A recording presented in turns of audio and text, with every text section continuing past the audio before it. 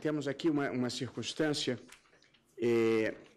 O deputado Marco Feliciano, que é membro da Comissão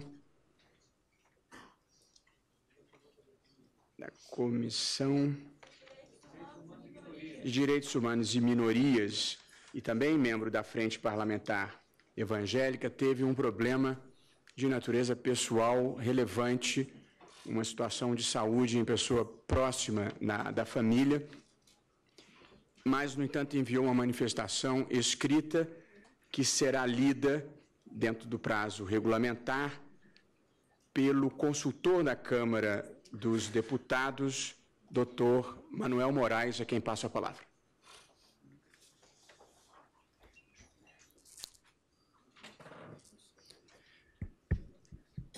Saúdo todos os membros da mesa, na pessoa do presidente, ministro relator Luiz Roberto Barroso, saúdo os demais debatedores e todos os presentes, juntamente com os telespectadores que nos assistem na TV Justiça. Começo com uma ilustração.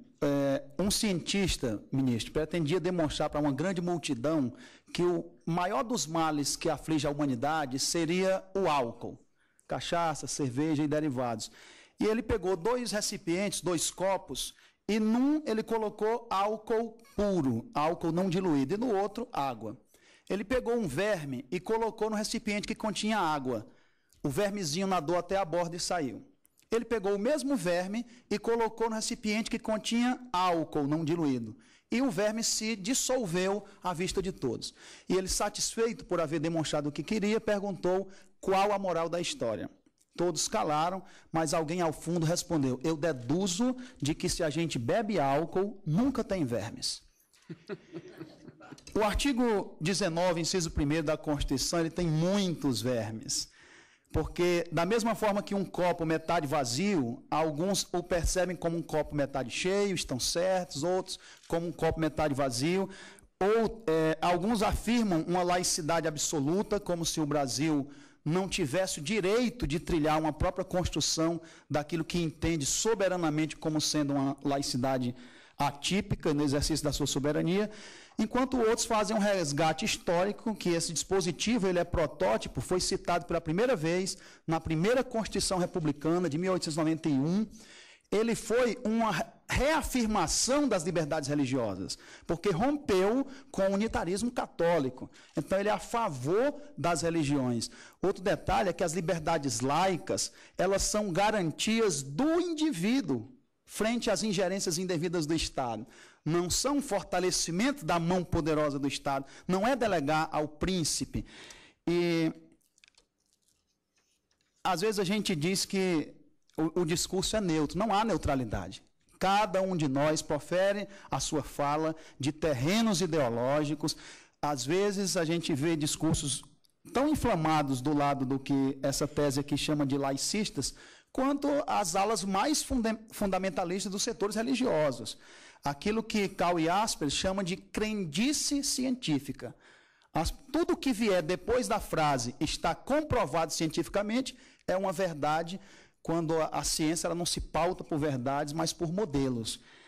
E eu vou ler só alguns pontos, eu vou saltar diversas partes, porque essa tese faz uma descrição, mas outro ponto que fundamenta essa tese é que acredita-se que há uma transposição. Aqui eu hoje estive atento desde as 9 da manhã, todas as falas, e percebi que falta um detalhe para que coloque em perspectiva todos os discursos.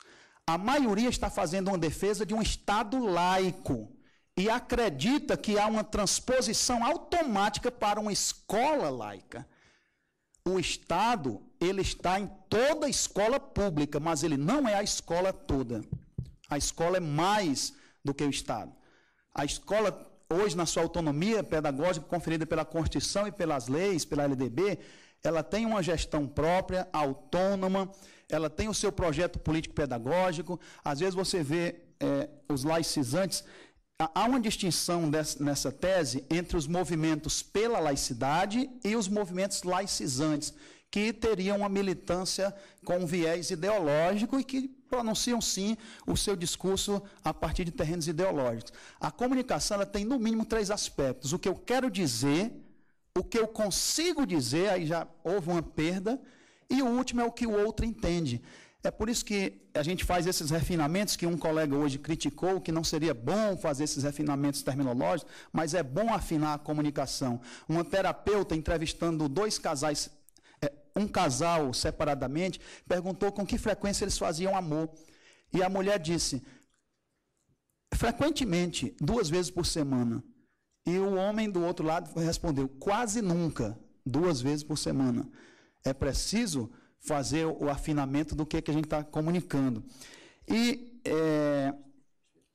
a escola, eu queria fazer uma pergunta, seria proselitismo se a escola ofertasse para o aluno que dela demandasse, a família está fazendo uma demanda à escola, um ensino religioso da sua profissão de fé, aquilo que ela já confessa, ela não está sendo recrutada nem cooptada, ela apenas quer uma extensão no ambiente da escola, receber o ensino religioso confessional para alguém que já escolheu isso. Isso é proselitismo? Sim. Então, a resposta sim reafirma a existência de 2 tipos de famílias que gostariam de ter um ensino religioso. Uma família que tem dinheiro para pagar e vai pagar a Mackenzie, e a outra que não tem e não vai ver o seu direito assegurado. É muito simples, num país com extremas desigualdades como o Brasil, dizer simplesmente, paga uma confessional, se quiser. Então, o ambiente da escola não é neutro, nem pode ou deveria ser, vez que operado por atores que têm suas ideologias, seus filtros para ver o mundo e nele atuar. Como reconhece o Conselho Nacional de Educação, os conhecimentos produzidos nos diversos componentes curriculares para adentrarem a escola são recontextualizados de acordo com a lógica que preside as instituições escolares.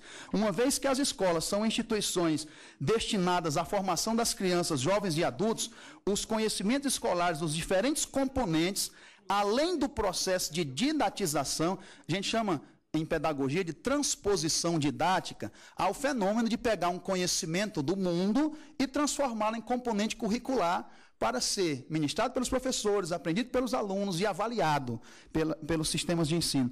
Passam a trazer embutido um sentido moral e político, o CNE falando. Assim, a história de cada escola está indissoluvelmente ligada ao exercício da cidadania. A ciência que a escola ensina está impregnada de valores que buscam promover determinadas condutas, atitudes e determinados interesses, como, por exemplo, a valorização e preservação do meio ambiente, os cuidados com a saúde, entre outros. Gente, um país laico pode oferecer ensino religioso? Não. E se a comunidade quiser? A escola vai se constituir em um corpo totalmente estranho àquela comunidade que era para ela entrar nos muros da escola. É um muro.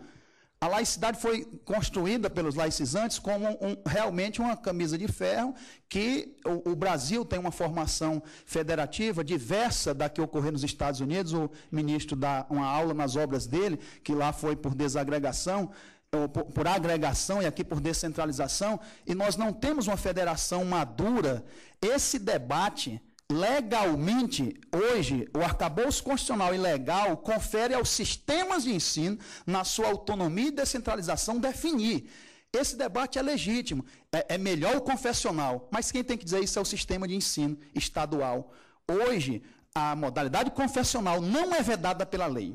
Não é vedada pela Constituição e não é vedada pela LDB, que na sua versão inicial não foi tida como inconstitucional e previa textualmente. Quando foi retirado, foi transferido para os diversos sistemas de ensino, essa decisão. Agora, no Brasil, há uma hipertrofia do ente federal no seu forte dirigismo estatal. Esse debate é pelo amadurecimento de cada entidade. Eu vou falar aqui agora... Eu vou mostrar logo as 4 modalidades. Bem aqui, primeiro essa parte aqui que é importante também. A República Federativa do Brasil constitui-se num Estado laico, o que significa dizer que vige a separação entre o Estado e qualquer organização religiosa. Aí o artigo 19.1. Vê-se, contudo, na própria ressalva que autoriza a colaboração de interesse público, que no Brasil o modelo de laicidade estatal não é absoluto.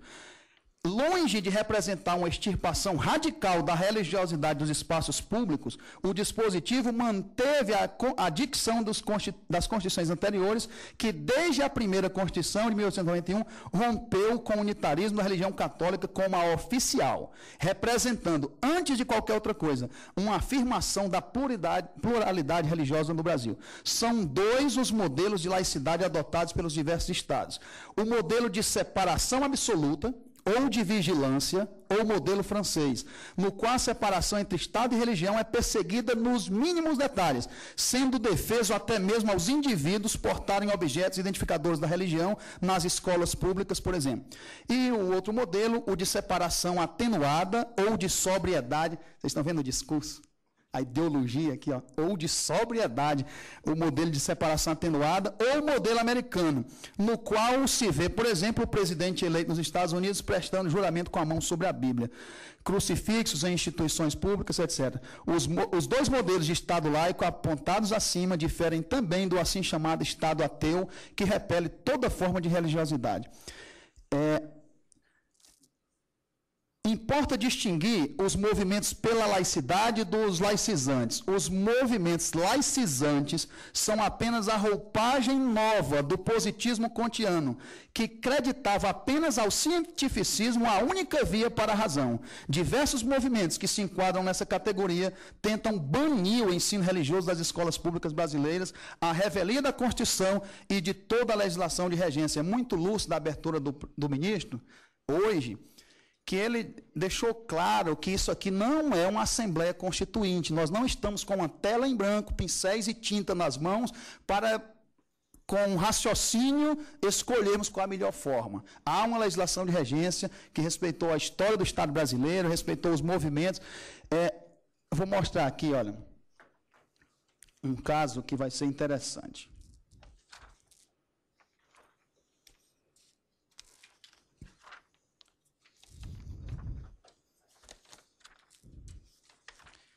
E aí eu vou dar a palavra para uma colega que está falando do auditório.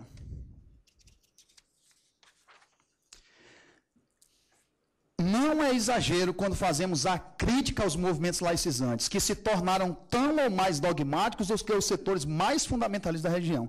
Vemos o seguinte caso. Uma conhecida militante em prol da causa laicizante estava assessorando o MEC quanto aos parâmetros curriculares nacionais, e justamente na temática de pluralidade cultural. Estavam sendo elaborados quando chegou às suas mãos o processo para que o MEC analisasse o PCNE, o plano elaborado pelo FONAPE. A assessora simplesmente se recusou a emitir o parecer. Alegou que, entre aspas, se sentia impedida de fazer qualquer análise de um texto que incorporava questões religiosas, em suas próprias palavras. Em primeiro lugar, porque eu sentiria violado meu direito à liberdade de consciência, por ter convicção cidadã de que não compete ao Estado manifestar-se em matéria de religião. No judiciário, é vedado ao juiz pronunciar o chamado non licet, ou seja, não julgar a causa, deixando de emitir a sentença. Não foi exatamente isso que essa assessora, impregnada de crenças e preconceitos, fez ao recusar-se a cumprir sua função em nome de um pretenso discurso de laicidade, quando na verdade é de exclusão de qualquer corrente de pensamento diferente da sua. Como segunda razão da sua recusa, a assessora alegou que seria impossível para mim ler um texto que se pretendia construir de uma perspectiva multirreligiosa e ecumênica, tendo a responsabilidade de elaborar uma resposta que seria a do Estado brasileiro, já que somente poderia fazer essa leitura a partir da minha visão individual e, por isso, nesse caso, necessariamente restrita à minha própria crença. Fecha aspas. Ora, todos os outros pareceres que qualquer pessoa emite não se revestem dessa característica? Na verdade, o fato oculto é de que, geralmente, a voz que clama por tolerância nem sempre está disposta a voltar-se sobre si mesma e exercer a tolerância. Queria falar mais da vertente humanística, que ela foca o currículo, é a quarta, né? A primeira via, a via de negação, seria muito bonita se não fosse inconstitucional, se estivéssemos... Ela inaugura, inclusive, uma tese jurídica nova de que haveria um texto constitucional originário inconstitucional. haveria inconstitucionalidade na Constituição no seu texto primais. A humanista foca o currículo e a cultura e a história. Se divide em humanista histórica, o conteúdo do ensino religioso é a história das religiões. A crítica que se faz a essa linha é o esvaziamento do fenômeno religioso, que se torna meramente descritivo e sem adesão para o progresso humano. E a vertente humanística integradora, por sua vez, defende que devem ser ensinados valores mais elevados que permeiam todas as religiões, só verificar ali, todas as religiões, como a fraternidade, a compreensão, o amor, a alteridade. Eu gostaria de ler uma frase do Procurador-Geral da República, Paulo Vasconcelos, Procurador Regional, Paulo Vasconcelos Jacobina: o laicismo mal compreendido vem desenvolvendo uma intolerância aguda em nome de um suposto princípio da tolerância. E termino com a frase também desse Procurador Regional, o Paulo Vasconcelos Jacobina, uma última frase: o homem existe propriamente como homem somente quando diz Deus, pelo menos como pergunta. Pelo menos na forma de pergunta a que se responde negativamente. A morte absoluta da palavra Deus, morte que apagasse até mesmo o seu passado, seria um sinal não mais ouvido por ninguém de que o homem mesmo morreu. Obrigado, ministro. Eu agradeço ao doutor Manuel Moraes por ter improvisadamente substituído com proficiência o deputado pastor Marco Feliciano. Agradeço seu esforço